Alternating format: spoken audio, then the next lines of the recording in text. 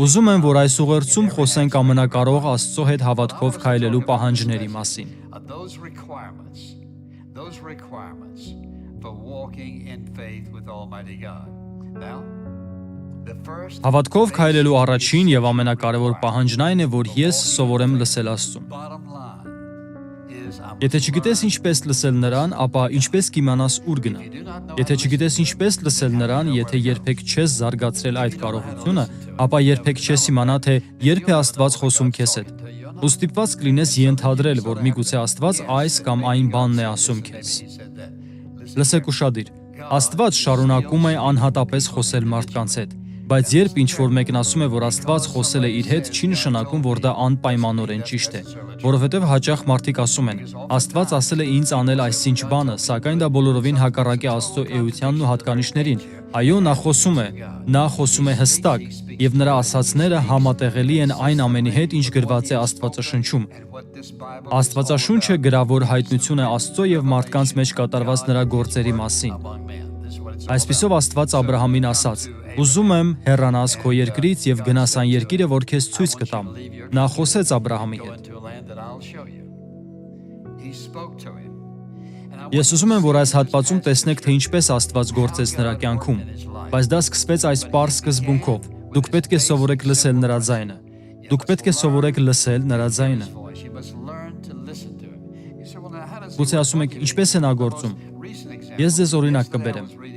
Ամենաթարմ օրինակը։ Երեկ ես կարդում էի մի գիրք, որը ձեռք եմ բերել 50 տարի առաջ։ Այն Քրիստոսի եւ այն մասին է, թե ինչպես է նա գործում։ Գլխի 2/3-ը կարդացի եւ երբ փորձում էի շարունակել կարդալ, զգացի, որ չեմ կարողանում, որովհետեւ Աստված ուզում է առանձնահատուկ բան ասել, որը ես կարիք ունեի լսելու։ Աստված կարծես ասաց. «Փակիր գիրքը եւ ծնկի իջիր»։ Ես գիտեի, որ նա առանձնահատուկ բան էր ասելու։ Լսեք ուշադիր։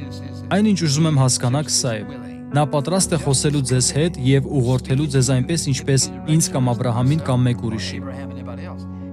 Ինչպես կարող է Աստված ձեզնից հնազանդություն ակնկալել, եթե չի ասում, թե ինչ անեք։ Եվ ինչպես կարող է ուղղորդել եւ առաջնորդել ձեզ, եթե չեք լսում։ Այս երկուսն անկախտելիորեն կապված են իրար՝ հնազանդվել Աստծուն եւ լսել նրան։ Դու լսում ես Աստծուն, հնազանդվում ես նրան։ Այս երկուսը անհնար է բաժանել։ Եթե չես լսում, չես հնազանդվի։ Եթե չես հնազանդվում, ուրեմն չես լսում։ Եթե պատրաստվում ես ապրել հավատքի կյանքով, պետք է սովորես լսել։ Երկրորդ բանը, որ պետք է սովորեք, սա է՝ հնազանդվել Աստծուն։ Մենք սովորում ենք քայլել հավատքով, փորձի եւ սխալի միջոցով։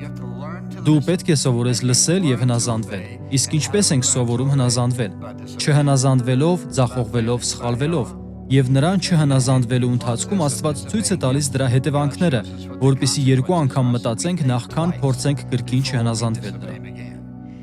Կյանքը մշտապես հեշտ է եւ ուղիղ չի ընթանում, բայց Աստված հստակ ցույց կտա, թե ինչ է ցանկանում, որ անենք։ Ու երբ հնազանդվենք նրան, կօրհնվենք, որովհետեւ նա ասում է. «Ես քեզ մեծ ազգ կշինեմ, եւ երկրի բոլոր ազգերը կօրհնվեն։ Ես քեզ ցույց կտամ այն երկիրը, որը պիտի գնաս»։ Եվ ինչ կատարվեց։ Երբ նա հնազանդվեց, Աստված օրհնեց նրան։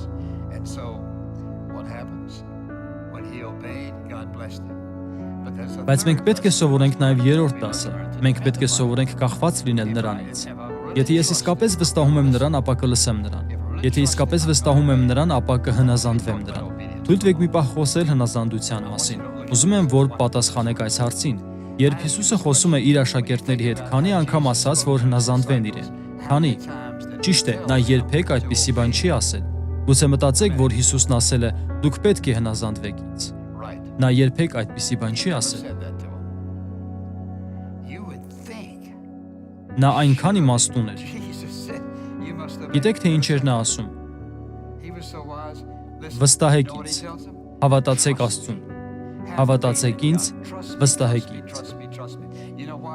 Գիտեք, թե ինչու նա չխոսեց հնազանդության մասին, որովհետև նա գիտեր, եթե նրանք վստահեն իրեն, ապա կհնազանդվեն իրեն։ Նա կարող էր ամբողջ օրը ասել հնազանդվեք, հնազանդվեք, սակայն գլխավորն այն է, որ վստահությունն ու հնազանդությունը կապված են իրար։ Այնպես որ նրա շեշտադրությունը մշտապես սա էր. վստահեք Հորը, Աստծո հավատք ունեցեք։ Երբ աղոթում եք, հավատացեք, նա մշտապես խոսում էր վստահելու մասին։ Երբ չենք վստահում նրան, կախված չենք նրանից եւ ուզում ենք ամեն բան համալրել մեզնով։ Այսպիսով Աբրահամն արձագանքեց իր տեսածին, եւ Աստված նրան խոստումներ տվեց։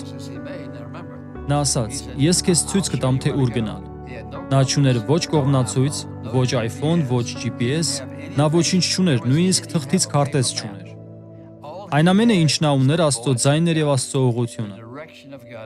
Որքան անգամներ է Աստված ասել, ուզում եմ, որ գնաս այս ուղղությամբ կամ գնա այս ճանապարհով, հետո այն ճանապարհով։